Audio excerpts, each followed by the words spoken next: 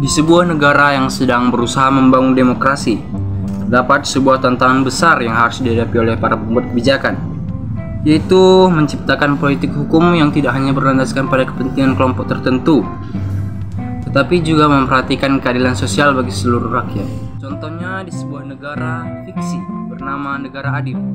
Nah, negara tersebut baru saja melewati masa kelam berupa pemerintahan otoriter yang menekan kebebasan rakyat dan mengekang hak asasi manusia. Setelah terjadinya reformasi, negara ini mulai membuka jalan menuju pemerintahan yang lebih demokratis dan adil. Namun, salah satu hal yang masih menjadi persoalan besar adalah hukum yang belum sepenuhnya memberikan keadilan bagi semua lapisan masyarakat.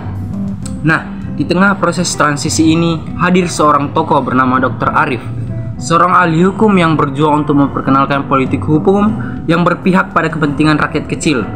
Dr. Arif menyadari bahwa hukum seringkali dimanfaatkan oleh kalangan elit yang memiliki kekuasaan dan sumber daya untuk mengendalikan sistem hukum.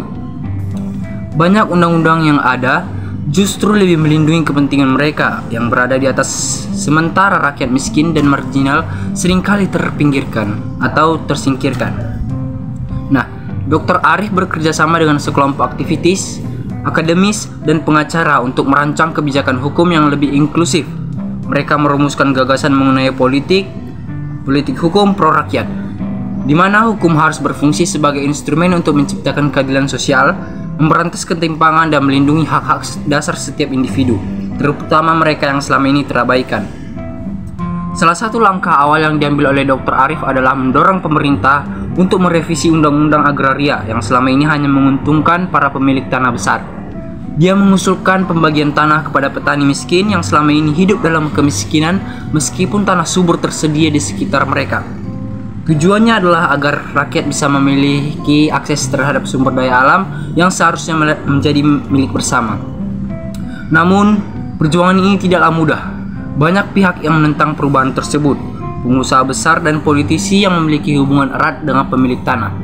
Mereka berusaha menghalangi upaya revisi undang-undang dengan berbagai cara, mulai dari lobi politik hingga kampanye media yang menyesatkan opini publik. Mereka mengklaim bahwa perubahan ini akan merusak ekonomi dan merugikan negara. Namun, Dr. Arif dan timnya tidak menyerah.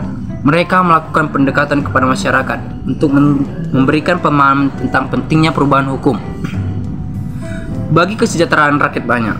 Mereka mengadakan diskusi publik, seminar, dan melakukan advokasi agar masyarakat memahami bahwa hukum harus menjadi alat untuk keadilan, bukan sekedar alat untuk mempertahankan status quo yang tidak adil. Akhirnya, setelah melalui perjuangan panjang, pemerintah mulai menyetujui perubahan tersebut. Hukum agraria yang baru disahkan dengan mekanisme yang lebih adil dan pro rakyat. Petani miskin mulai mendapatkan akses yang sebelumnya dikuasai oleh segelintir orang kaya. Keputusan ini memberikan angin segar bagi masyarakat dan menunjukkan bahwa politik hukum yang berpihak pada keadilan sosial memang memungkinkan untuk diwujudkan.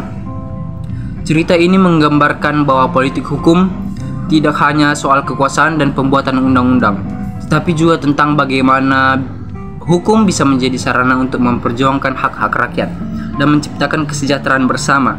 Dalam konteks negara adil, politik hukum yang berpihak pada rakyat kecil telah membuka jalan bagi terwujudnya keadilan sosial yang lebih merata.